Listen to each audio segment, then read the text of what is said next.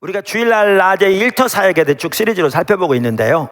우리의 예배가 절실하게 회복되어야 할 필요 가운데 있고, 아울러 하나님의 인도하심을 잘 따라가기 위해서 우리가 오늘 이 부분을 살펴보려고 합니다. 제목이 나의 목회의 본질인데 어디서 나왔느냐면요, 제가 쓴 책 원고에서 나왔습니다. 그러니까 몇 년 전에 우리 교단, 침례교단 잡지 중에 하나에서 저에게 목회의 본질에 대해서 글을 써달라고 요청이 왔어요. 그래서 제가 그동안 포도나무 교회뿐만 아니라 그 이전 교회 목회에서부터 다 쭉 오면서, 특별히 포도나무 교회를 섬겨오면서 어떤 부분이 저의 목회에서 핵심적으로 중요했나라는 걸 돌아보게 되었어요. 그랬더니 딱 세 개가 보이더라고요. 이거. 그리고 그게 있었기에 여기까지 올 수 있었던. 그래서 이제 그거를 정리해서 제가 원고를 보냈더니 그 잡지에 그게 났더라고요. 근데 제목이 뭐라고 되어 있냐면 나의 목회의 본질, 이렇게 나왔더라고요. 그러니까 이 편집자가 똑똑한 거죠. 정확하게 잘 표현되는. 그래서 그 부분을 오늘 알리려고 하는 겁니다. 근데 이게 저 개인의 목회의 본질일 뿐만 아니라 제가 포도나무 교회 담임 목사고 하나님께서 저를 통해서 교회가 세워지도록 인도하시고 오늘에 이르게 하셔서 한편으로는 포도나무 교회 목회의 본질이 될 수 있고요, 한편으로는 우리 성도들 전체의 우리 신앙의 가장 핵심적인 저는 부분이라고 생각합니다. 우리가 주님 따라가기 위해서. 그래서 오늘 이 부분을 살펴보려고 합니다. 제목은 목회의 본질, 소제목은 하나님의 뜻, 얼굴, 비전. 첫째, 무엇이 하나님의 뜻일까? 즉 하나님의 뜻을 행하고자 하는 삶. 하나님의 뜻을 행하고자 하는 삶.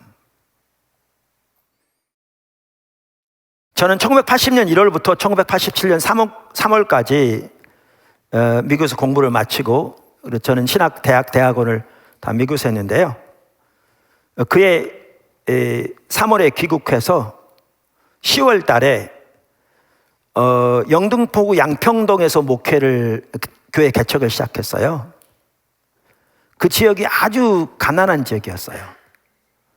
그래서 이렇게 집 안에 여러 세대가 사는, 경제적으로 매우 열악한 소규모 공장들이 이렇게 많이 있는, 오목고 바로 가기 전에, 지금은 거기가 재개발됐습니다만은, 거기에서 교회를 개척했는데, 그러면서 이제 또 신학교에 아르바이트식으로 강의도 나가고요, 우리 교단 신학교에. 그랬더니 학생 중에 2명이 목회도 배울 겸 또 교회도 같이 협력해 섬기겠다고 왔어요. 그래서 이제 전도사로 임명하고 같이 교회를 섬기는 중에, 그분들에게도 하나님의 말씀을 전할 수 있는 기회를 주어야 되잖아요. 그래서 저녁 예배 시간에 하나님의 말씀을 전하도록 이렇게 전사님들에게 기회를 줬어요. 그랬더니 그분들이 설교하는 걸 보니까 제 모습이 보이고요, 그걸 보니까 저는 처음부터 목회 못할 게 보이더라고요. 목회를 잘할 게 보여야 되는데 저는 처음부터 목회 못할 게 또렷이 보이더라고요. 무슨 말이냐면, 그분들이 어떻게 설교하나를 봤더니 성도들의 필요가 뭔가를 쫙 간파하더라고요. 아까도 말씀드린 대로 그 지역이 경제적으로 매우 어려운 지역이었어요. 정말 가난하게 사는 사람들이었거든요. 그러니까 그 필요가 보이니까 설교를 어떻게 하느냐면, 물질적으로 축복받는 비결, 이렇게 전하는 거예요. 그러니까 성도들의 입장에서는 지금 가난한데 너무나 힘든데 물질적으로 축복받는 비결이 있다고 그러니까 눈이 번쩍번쩍 하는 거예요. 근데 저는 그전까지는 그런 걸 전혀 생각해 보지 못했는데 그분들이 설교한 걸 보니까 제 모습이 보이더라고요. 저는 어떻게 하고 있냐면 하나님의 뜻이 뭐지 이러고 있는 거예요. 제 초점이 성도들의 필요에 있지 않아. 그리고 어떻게 설교를 하느냐면 이게 하나님의 뜻입니다, 이렇게 전하는 거예요. 그러니까 성도들의 입장에서는 내 발등에 불 떨어졌는데, 내가 경제적으로 지금 어려운데 하나님의 뜻이 무슨 상관이냐 그러고 있는 거예요. 그 관심조차 보이지 않는 거지. 이게 보이니까 저는 처음부터 목회 못할 게 보이더라고요. 근데 지금 생각해 보면 저는 하나님께 정말 감사한 게, 제가 제 목회를 쭉 돌아보면서 핵심적인 중요한 것이 이게 있었다고 보였다고 그랬잖아요. 이 지금 나눈 이 부분이 전적인 하나님의 은혜였고요. 그게 있었기에 오늘 제가 있을 수 있습니다. 설교만 하더라도요, 크게 두 갈래가 있습니다. 지금 설명한.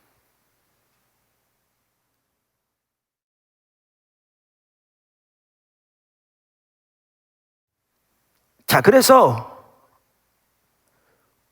우리에게 아주 중요한 요소 중에 하나가 뭐냐면, 하나님의 뜻이 뭔가를 알기를 열망하고 그 하나님의 뜻에 따라 행하기를 추구하는 삶입니다. 그게 오늘 본문이 말하는 겁니다. 그게 오늘 본문이 말하는 것입니다. 이 자세가 없으면요, 우리 신앙에서 어느 것 하나라도 올바로 될 수 없습니다. 올바로 될 수 없습니다. 뿐만 아닙니다. 그 자세요, 영적인 분별력을 위해서도 필수입니다. 사실은 모든 면에 필수입니다. 여러분 요한복음을 5장, 6장, 7장, 8장 쭉 읽어가시면요, 그 당시 유대인들과 예수님과의 마찰이 반복적으로 일어나는 걸 볼 수 있습니다. 마태복음은 나오지만 요한복음도 쭉 나옵니다. 특별히 요한복음에 보면 유대인 중에 많은 사람들이 예수님을 따릅니다. 그래서 그들도 제자라고 표현되어 있습니다.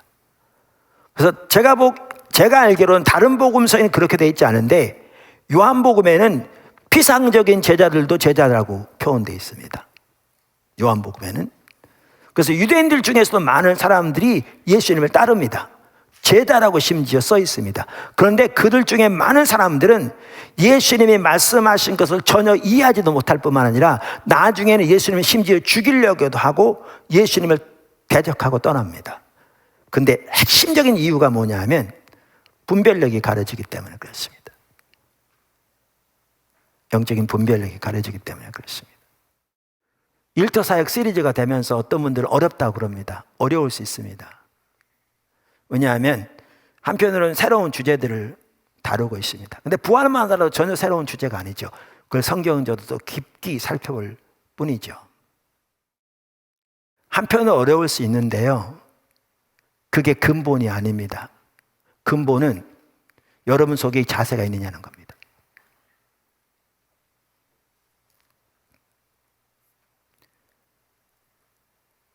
마음이 가난하며 심령에 통회하며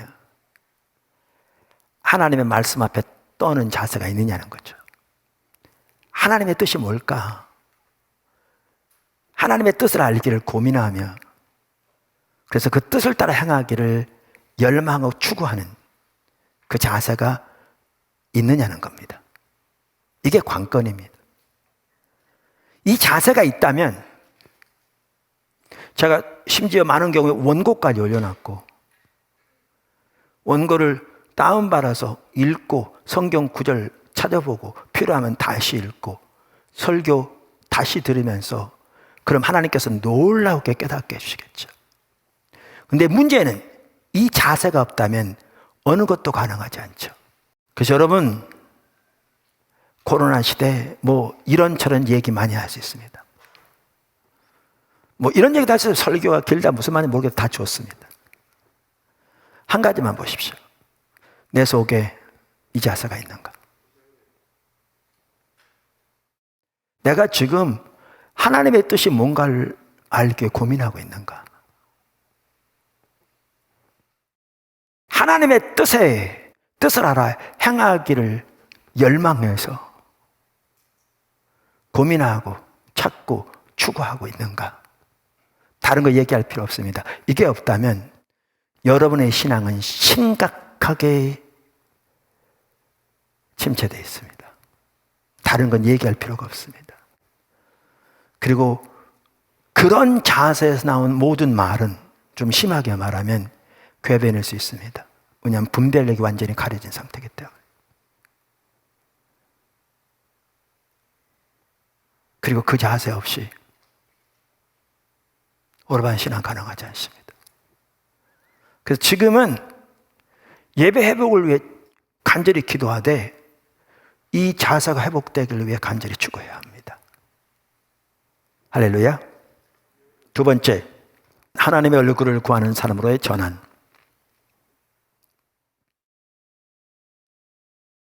말씀드린 대로 오늘 나눈 내용들은 여러분이 많이 들었던 내용들입니다. 근데 많이 들은 게 중요한 게 아니고 정말 핵심적 내용들입니다. 우리가 주님을 따라가기 위해서 생명과도 같은 중요한 요소들입니다. 양평동에서 1년 동안 목회를 했는데요. 철저한 실패로 끝났습니다. 그래서 1년 후에 교회를 송파구 오금동으로 이전하게 되었습니다. 그러니까 올림픽 공원 근처에 지금 바로 그 옆에 방의역이가 들어와 있는 거리로.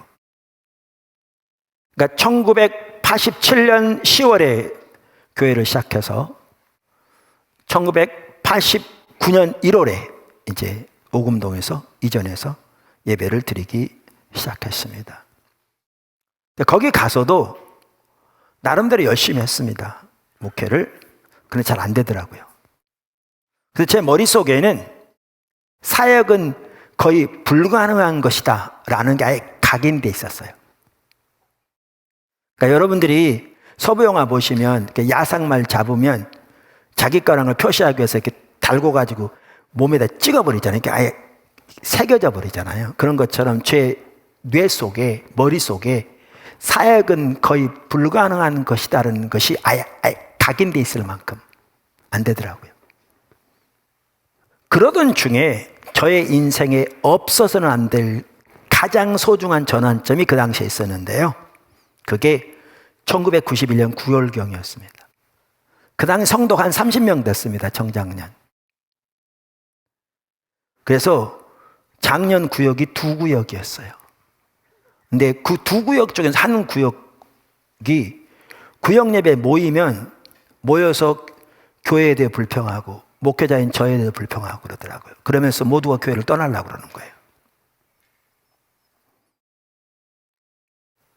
그러니까 목회자들은 다 이해하겠지만 여러분도 조금은 이해할지 모르지만 그렇지 않아도 나름대로 열심히 했는데 교회가 안 세워져서 그러고 있는데 그나마 반쪽 나게 생겼으니까 얼마나 힘들겠어요. 그래서 3일 동안 금식하면서 교회에서 기도했습니다. 저는 지금도요 금식 못합니다. 저는 금식 생각만 해도 오금이 저린 사람입니다.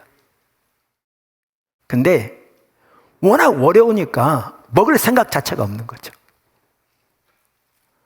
그래서 교회에서 금식하면서 기도하는데 이틀째인지 3일째인지 정확한 기억은 없습니다만은 하나님께서 또렷하게 제 마음속에 이렇게 말씀하시더라고요. 성령이 감동을 주신 거죠.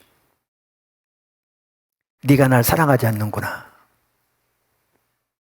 그 당시 나름대로 열심히 목회했습니다. 새벽 예배는 기본이었고요. 저녁마다 특별 기도회를 했습니다. 그러니까 매일 하루에 2번씩 기도회로 모이는 거죠. 예수 큰 잔치라는 이웃 초청 잔치를 6개월 동안 준비해서 그 당 성도가 25명일 때 안내원만 30명이 필요해서 다른 교회에서 5명 빌려다가 차로 30분 거리에 있는 성내역까지 안내원을 세우고 7부로 예배를 드려서 각 부마다 연예인들을 초청해서 간증하게 하고 500명 이상이 왔다 갔는데 1명 남았더라고요. 성도 남편. 주부 영성 성경 공부를 만들어서 전단지를 찍어 돌리는데 신문에 넣어서 하면 돈도 들어가고 효력이 없으니까 직접 아파트 단지 다 돌면서 돌리는 거죠. 그때 제 마음속에 가면서 얼마나 기도했는지 경비가 없게 해달라고. 그래야 들어갈 수 있으니까.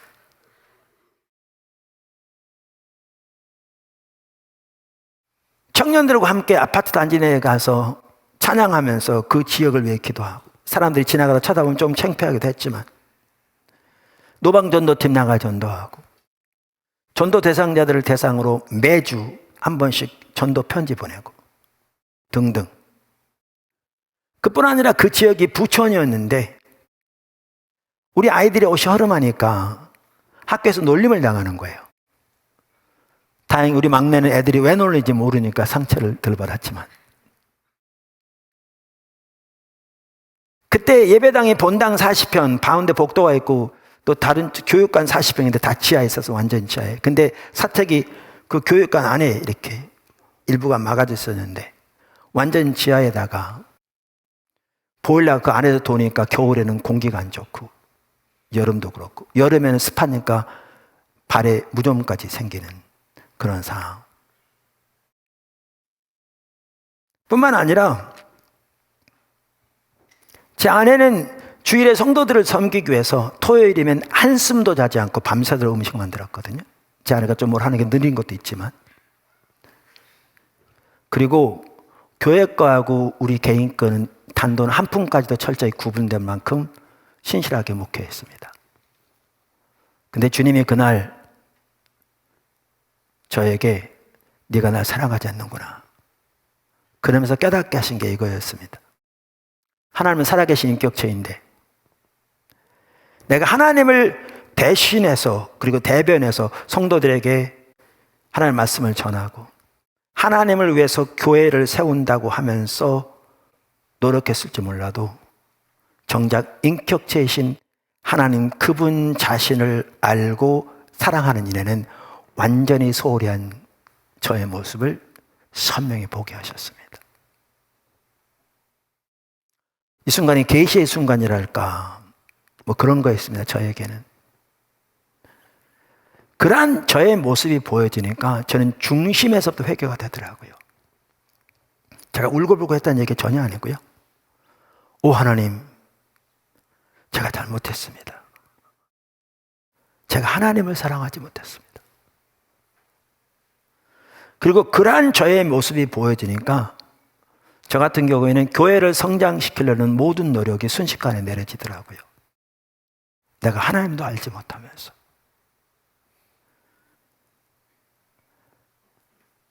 그러니까 제가 목회를 소홀히 했다는 얘기가 아닙니다. 제 초점이 목회나 교회의 성장이 더 이상 있지 않았다는 거죠. 그래서 그때부터 집중적으로 하나님을 알기를 추구하기 시작했습니다. 이 설교요, 하나님을 안다는 말이 성경의 토대에서 무슨 말인지를 올바로 이해하지 못하면 전혀 이해하지 못합니다.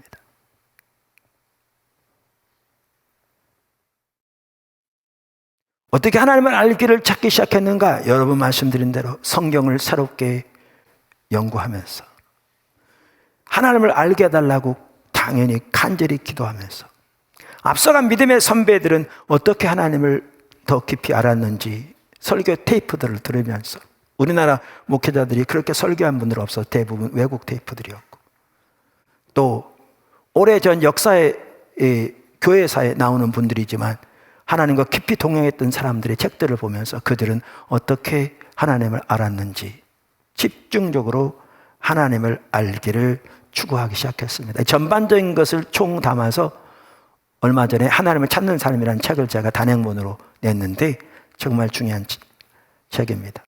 이렇게 한 6개월씩 지났을까요? 하루는 교회 봉고를 타고 어딜 가는데 저는 이렇게 봉고를 타면 CBS 라디오를 많이 들었어요. 뉴스 들으려고. 근데 CBS 라디오를 딱 켰는데 5분 설교가 나오더라고요. 그러면서 설교하는 분이 본문에 읽는데 이 구절을 읽으셨어요. 시편 37편 4절. 또 여호와를 기뻐하라. 그가 내 마음의 소원을 이루어 주시리로다. 근데 여기 여호와를 기뻐하란 말은 우리가 어떤 기쁜 일이 있을 때 막 기쁜 것처럼 하나님 그분이 너의 기쁨이 되라 그 뜻이잖아요. 근데 이 구절을 딱 듣자마자 제 마음속이 이렇게 비춰지는데요. 내가 이렇게 하나님을 알기를 추구한다고 하면서 주님을 구하고 있는데 제 마음속 저 뒤편에 표면적으로 안 나타날지 몰라도 이렇게 하나님을 구하면 하나님이 내가 섬긴 이 교회를 이상적으로 세워주시겠지라고 생각하고 있는 내 모습을 딱 보이시더라고요. 다시 말하면 하나님을 찾는다고 하는 것마저도 사역을 위한, 부분적일진 몰라도 수단이 되어 있는 제 모습을 선명히 비추시더라고요. 제가 운전하고 하는데 너무너무 죄송하더라고요, 하나님 앞에.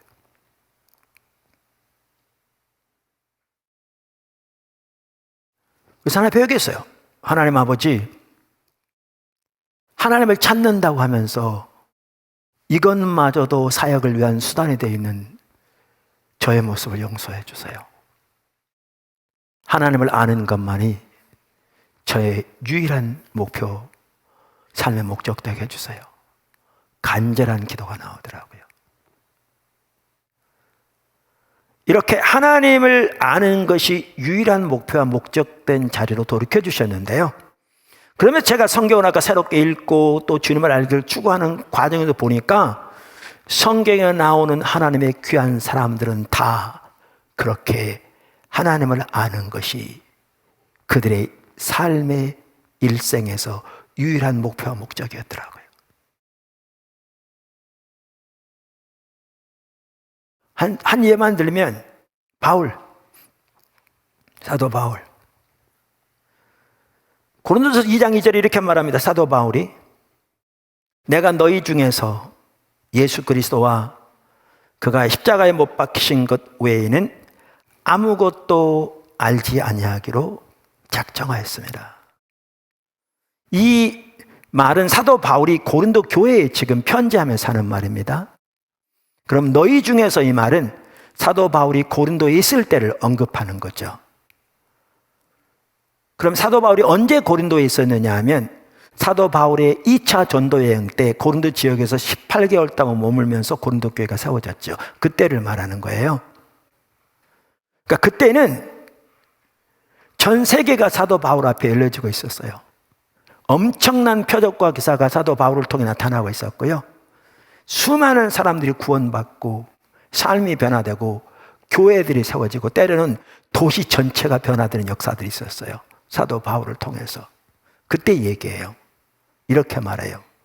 내가 너희 중에 있을 때 예수 그리스도, 우리말에는 예수 그리스도와 그가 십자가에 못 박히신 것 이렇게 번역되어 있는데 원어를 보면요 이렇게 번역해 오라요. 내가 예수 그리스도 곧 십자가에 못 박히신 그분 외에는 이렇게 번역해 오라요. 여러분 영어 성경을 보면 100% 다 그렇게 번역되어 있어요. 왜? 원어가 그렇게 되어 있어요. 자, 그럼 보십시오. 그 상황인데 사도 바울이 하는 말이 내가 너희 가운데 있을 때 예수 그리스도 곧 십자가에 못 박히신 그분 외에는 아무것도 알지 아니하기로 작정하였다.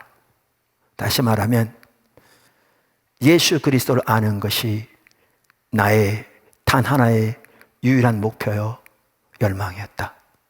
그 말입니다. 빌립보 3장은 옥중서신입니다. 사도 바울이 로마 옥중에 처음 갇혔을 때 쓴 4개 옥중서신 중에 하나죠.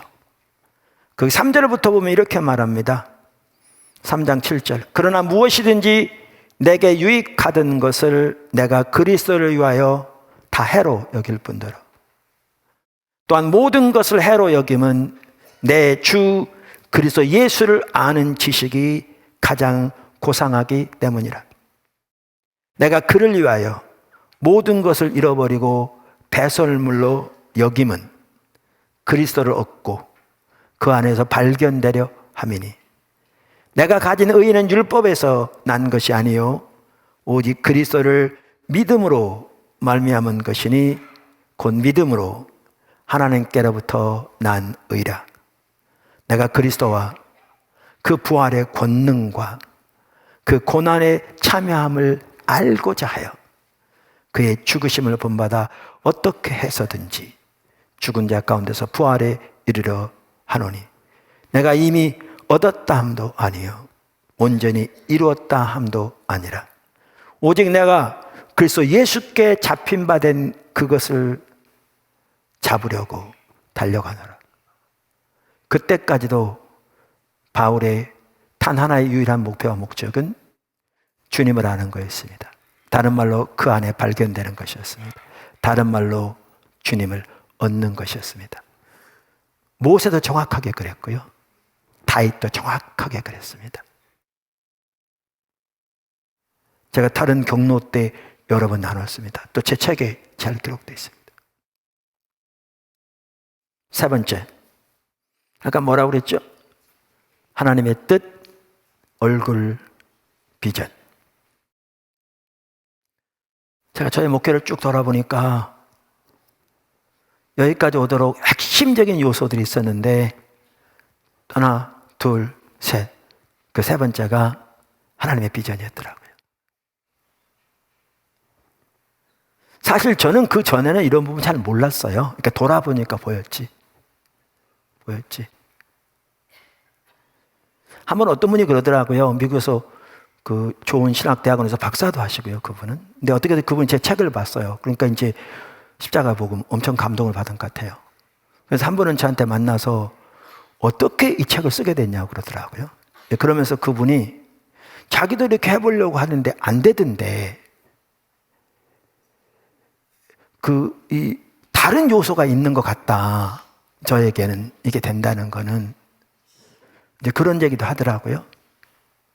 근데 저의 아까도 말씀드린 대로 목회를 쭉 돌아보면서 보이는데 또 하나의 중요한 핵심이 하나님의 비전이었더라고요.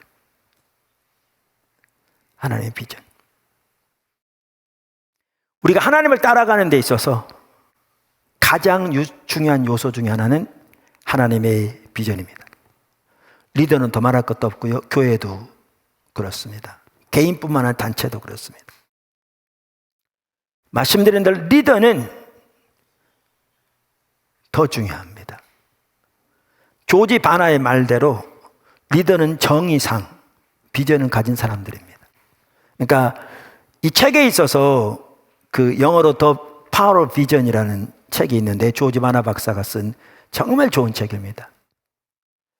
그게 저는 그 세컨드 에디션을 봤는데 첫 번째 그 나온 거를 우리나라 2군데선가 번역해서 지금 절판된 것 같아요. 근데 정말 하나님의 비전 귀한 책입니다. 가치관 똑같은. 근데 그분이 이렇게 말합니다. By definition, 정의상 All leaders are visionaries. 모든 리더들은 비전을 가진 자들이다. 바꿔 말하면 뭐냐 하면 비전이 없는 사람은 리더가 아니란 얘기예요. 정의상. 저 개인적으로도 사실 1992년 1월까지 하나님 비전이 없었습니다. 제가 소명이 없었다는 얘기 아니면 저는 고등학교 3학년 때 하나님이 구체적으로 주의적으로 부르셨어요. 그 뒤로 한 번도 그 부르심에 대해서 다른 생각을 해본 적이 없고요. 모든 제 삶을 그 하나님의 소명에 맞춰 살아왔거든요. 저는 미국에서 공부하면서도 공부가 그렇게 재밌더라고요. 그러니까 성적도 좋았죠. 그러니까 주변에 저한테 교수 되라고 그런 사람들이 많았었어요. 근데 저는 교수가 될 생각을 단 한 번도 해본 적이 없어요. 왜냐하면 저는 목회자로서 저의 부르심을 또렷하게 알고 있었기 때문에.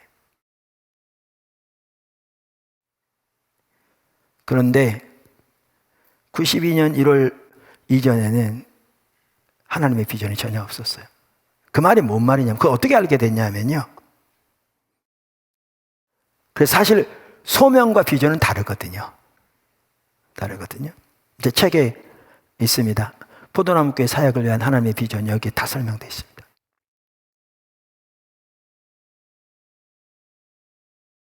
제가 아까 91년 말경에 그러니까 성도들이 시험 들어서 금식하고 기도하면서 하나님 얼굴을 구하는 사람으로 돌이키셨다고 그랬잖아요.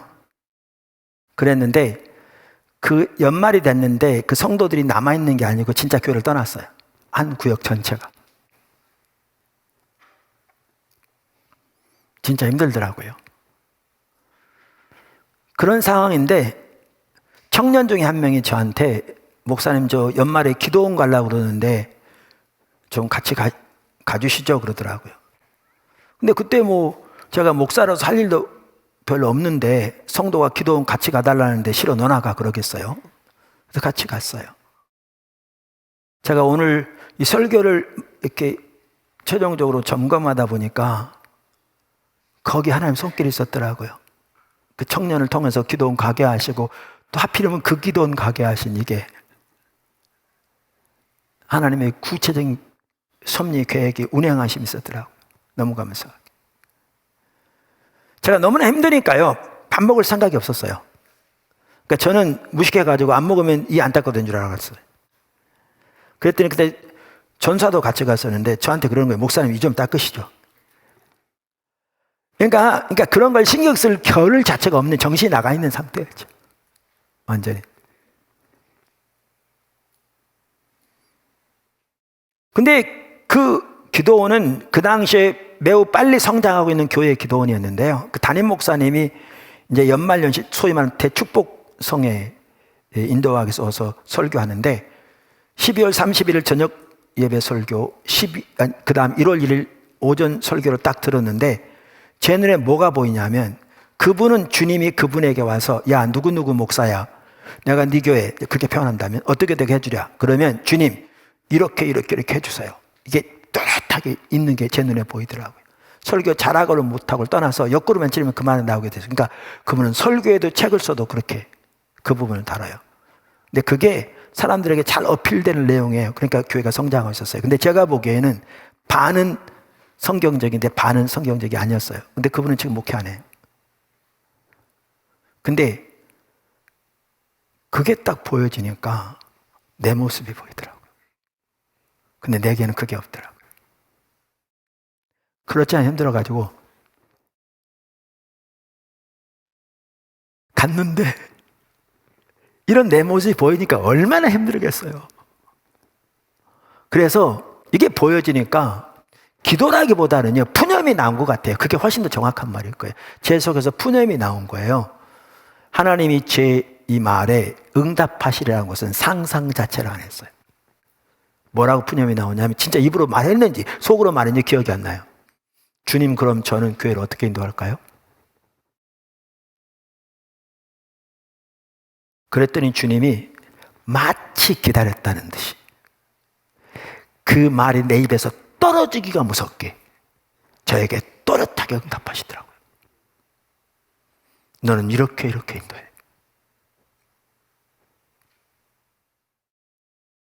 근데 그 말이 저는 싫었어요. 왜냐하면 제가 이해하기에는 내가 원하는 거 달랐어요. 근데 그때부터 하나님의 얼굴을 집중적으로 구하는 과정에서 헨리 블랙가비 목사님이 그걸 영적 랜드마크라고 그러잖아요. 그러니까 하나님께서 우리에게 임하셔서 하나님의 의중과 계획을 보이시는 특별한 사건들, 아까 지금 말씀 이런 사건처럼 이러한 영적 랜드마크들을 통해서 주님이 이 시대 어떤 일을 하고 계시고 그 어떤 하나님의 일로 저를 부르셨는지 또렷이 보이시더라고요. 다시 말하면 저의 사역을 위한 하나님 비전을 보이신 거죠. 이렇게 비전이 보이니까 조급함이 내려질 뿐만 아니라 하나님을 따라가는 전체적인 윤곽이 보이고요. 나아갈 방향을 알게 되겠더라고요. 뿐만 아니라 하나님의 비전이 보이니까 모든 걸 걸 수 있더라고요. 노아가 그랬듯이, 아브라함이 그랬듯이, 느헤미야가 그랬듯이, 다니엘이 그랬듯이, 바울이 그랬듯이. 하나님의 얼굴을 구하는 사람이 참 핵심이고 중요한데 그게 가장 첫 단추죠. 그게 돼야 나머지가 가능하거든요. 아까 두 번째 살펴봤던. 근데 하나님의 얼굴을 집중적으로 구하니까 저 같은 경우에 그 나타난 열매를 제 책 하나님 찾는 사람에도 이렇게 쭉 기록해 놨는데요. 사역은 곧바로 확장이 안 되는데 하나님의 생명 역사는 곧바로 나타나더라고요. 신명기 30장에 나오는 그 말이 그대로 이루어지는 거죠. 뿐만 아니라 하나님의 얼굴을 집중적으로 구하니까 하나님의 임재가 회복될 뿐만 아니라 하나님께서 실제적으로 삶에서 통치하시며 인도해 가시더라고요. 그러면서 하나님의 인도를 따라 포도나무 교회가 세워지게 된 거거든요. 그대로. 하나님 의도하신 바가 안 되니까 어느 날 하나님께서 됐어. 너 처음부터 다시 시작해. 그래서 기도하는 중에 하나님께서 분당에서 교회를 개척하기 원하시고 이름마저도 그 당시 요한복음 15장에 나오는 열매 맺는 삶, 우리가 예수님 안에 예수님 우리 안에 친밀한 교제, 그다음 우리는 스스로 아무것도 할 수 없고 하나님 행하심 보고 온 사람을 동참하는 예수님이 그 삶을 사셨는데 그 삶이 우리 신앙의 핵심인데 그런 교회를 세우라는 의미로 이름을 포도나무 교회를 하라고 그러시더라고요. 그래서 이 포도나무 교회가 그냥 나온 게 아니에요. 그 삶을 사는 교회를 세우라는 거예요, 주님이. 그래서 그렇게 포도나무 교회가 세워졌습니다. 그래서 처음 말씀드린 분당에서 교회가 개척돼 10년째 여기 이 본당하고 선교사 다 지워서 이리 사오게 됐는데 교회가 세워졌는데 2년째 되는 해 교회 중직들 중심으로 40%가 교회를 떠났습니다. 여러 가지를 이렇게 고려해 볼 때 앞으로 8개월이면 교회 문 닫을 거라고 재정적인 걸 검토해 볼 때 그리고 교회를 떠났습니다. 앞에 안 보였습니다. 그래서 포도나무 교회 매년 통계가 나와 있는데 두 번째 말에는 통계조차가 없습니다. 그걸 제가 돌아볼 정신적인 겨를 자체가 없었습니다. 하나님 특별한 은혜를 주셨습니다. 사방에 커튼 내리는 것죠. 누구도 쳐다보지 않습니다. 하나님만 바라봅니다. 그런데 그때 하나님이 저를 인도해 가신 인도하심, 그걸 이제 지금 용어로 말하면 우리의 사역을 위한 하나님의 비전, 여기에는 한 나라도 변화시킬 수 있는 소중한 게 들어있는 게 제 눈에 보이더라고요. 여기에는 저나 제 아내의 모든 생명을 다 드려도 조금도 손색함이 없을 소중한 게 들어있는 게 제 눈에 보이더라고요. 그래서 저와 제 아내는 우리가 죽기밖에 더 하겠냐, 그 말을 되뇌우면서 주님만을 지었습니다. 그래서 교회가 여기까지 온 겁니다. 비전이 보이면 걸 수 있습니다. 그리고 하나님 뒷받침하십니다.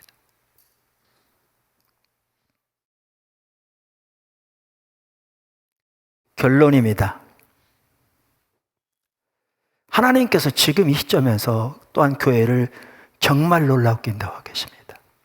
일터 사역, 산위의 도시, 선교적 교회, 관계 중심 전도를 통한 대임령의 성취와 각 사람이 일터 사역을 통해 선교사적 삶으로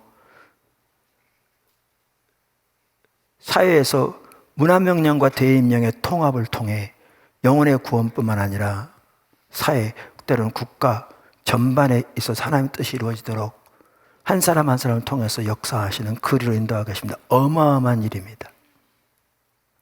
제 눈에는 그 비전이 보입니다. 강력하게 인도하고 계십니다.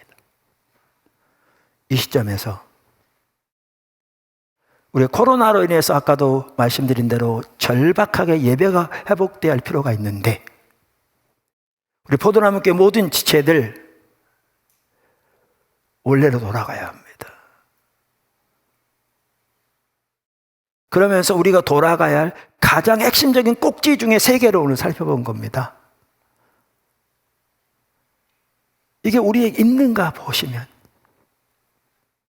이게 내 삶 속에 있는가를 보시면, 그러면 내가 올바른 자리에 있는지, 아니면 하나님을 진짜 천리만리 떠나는데도 모르고 있는지 알게 될 겁니다. 하나님 뜻이 뭘까? 하나님의 뜻을 행하고자 하는 삶. 하나님을 아는 것이 인생의 유일한 목표와 목적이 되는 삶. 하나님의 비전을 쫓는 삶. 저는 포도나무 교회가 모두가 이 자리로 회복되어서 지금 하나님께서 말씀드리는 정말 놀라운 일로 우리를 인도하고 계신데, 그렇게 하나님의 비전에 우리 모두가 힘을 합해서 주님 의지해서 감사함으로, 주님 은혜로